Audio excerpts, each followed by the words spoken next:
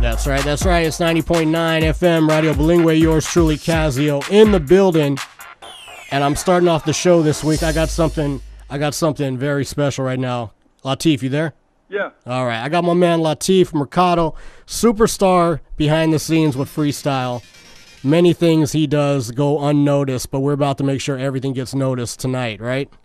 You got it. We got to take care of everything. So before we get into the main topic, because I know you got a real big project that's happening right now that you're really trying to push. Before that, though, I got a bunch of questions to ask you.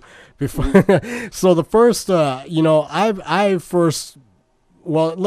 start with this. How exactly did you get into the music, into the game? It's a freestyle. Yeah. Well, I started out as a rapper. Uh-huh. I knew that, but I'm just, I'm letting you explain. Way back, yeah. I started out as a rapper. That was my thing in New York, going out there. And, back then, Puerto Rican rappers weren't popular. Right. Big Pun had... I went on, people wanted my music. They just didn't want me. Big Pun hadn't came along yet. Excuse me? Big Pun hadn't came along yet. No, he hasn't come along. Fat Joe wasn't around. There was nobody around, Right. So, I was out there. I was making a lot of waves and doing a lot of local stuff. And I wound up getting a regular job, at a building doing maintenance. And that's where I met Tony Kazzeo, Lil Susie's father. Mm-hmm. So I was just I got in on the down low with just a hookup on the job because I was too young. I had just got out of high school. Actually, I went and got my GED. So I got out a little early. I got this job, and I met Tony Kazzeo, Lil Susie's father. And at that time, he wanted to hear, some of the stuff I was doing. And we became good friends, and I went to her 5th birthday party at Studio 54. Mm-hmm. When she was 5 years old, hosted by the Village People, a bunch of other acts there. And he loved my raps, but then he was like, can you do anything else, man? Can you write a song? She didn't have Randy out yet. She, of course, Take Me in Your Arms wasn't out. And I actually wrote her first original song called Get Up. And that was actually produced by Louis Rivera, who did the percussions for Niobe's Please Don't Go. Uh-huh. And that got her the deal. That actually got her the deal on Fever, And then when she got off of Fever, I wrote another song for her called Children of the World, which you'll find on her first album. Right. I wrote and produced that song there. And that was basically my first published work. I don't know what I was, 17, 18 years old there, 17. And then at that point, I was still rapping. So her father used to take me on the road with him, but she was just local. So she was doing all the, Studio 54, the Red Parrot, Crystal City, all these big clubs in New York. And that was her opening act, And I had this whole intro rap that I used to do. And they used to introduce her, and then she used to come out, and I used to kiss on her forehead and then step off the stage, And then basically, as time went on, I ended up getting a little bit more behind the scenes. People weren't looking to sign me. Right. So, and I didn't know anybody really besides the Kazzeos, and they were still, trying to learn their way around. I mean, she had her little local following with the clubs, but there was no record deal happening. So, so I wound up, trying to learn a little bit more about the business and not realizing I was trying to learn the business more so to help myself as an artist. I was actually gaining a lot of knowledge to really play a decent scene behind the scenes, a decent role behind the scenes.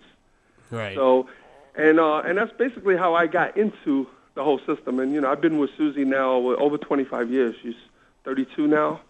I'm sure she's gonna love you for putting her age out there. She does it. She does. She didn't do it. Now I can't do that with Angel now. Right. Angel, I can't do that. Susie, I can still do that. For now, I'm sure that's gonna end soon. Right. So now before going on, I mean, you mentioned how you were her opening act and you had your whole little rhyme put together. Now I know you have to remember some of it. Oh shoot. I was gonna say, hey, don't curse. No, I'm not gonna curse. I was gonna say, I know you remember some of it. So cursing, can we get a couple bars? Oh man, all right. Let me see. I went by the name Shock MC, and it went like this. It went, My name is Shock MC. I'm here to introduce to you a little girl who is busting loose. You gotta see it to believe it, what I'm talking about. But I will guarantee this girl will make you scream and shout. She is the idol of the title of the show tonight, and I will personally promise you a special delight, because she is hotter than a flame, more powered than an Uzi, known to the public as Little Susie. I was surprised I remembered that much. Yeah. Dude, I think Clothing now, but yo, back in the early '80s, it was actually kind of cool. back in that time frame, you would have won the Hot 97 Battle at 7 or whatever. Yeah. You know, but okay, man. So we got that part. You answered. You know, you told me how you got hooked up with Little Susie and whatnot. Now, when I first met you, you were working at Metropolitan. How did you get hooked up with that? Well, Susie eventually got signed to Metropolitan. When we took her off High Power Records, we signed her over to Metropolitan. My job at that point was basically her road manager. So, though she gigged quite a bit, the money wasn't really right for me. I mean, I already had a family. It was hard. I was struggling, right. And I basically made money when she went on the road, and that was pretty much to the extent. So you weren't actually an employee of Metropolitan. Yeah, I ended up becoming an employee. Oh, okay. Yeah, no, not at that point. I was with Susie first, and then what happened was, after we signed her, I found out that there was an opening. Jason McFadden had left. Denny Chetos took over. They were like basically revamping the whole thing. And my thing was always marketing, because before that I had Style and Free Records, which I had, and a lot of people were impressed with the success that I did with that, and what I was able to, how I was able to move those pieces, and had them all over the country, and it was a pretty decent name. That Jerry Salerno called me. I was recommended by Tony, Susie's dad, right? And he called me up, and he said, "Hey," he goes, "I got a desk here with your name on it." I said, "Really?"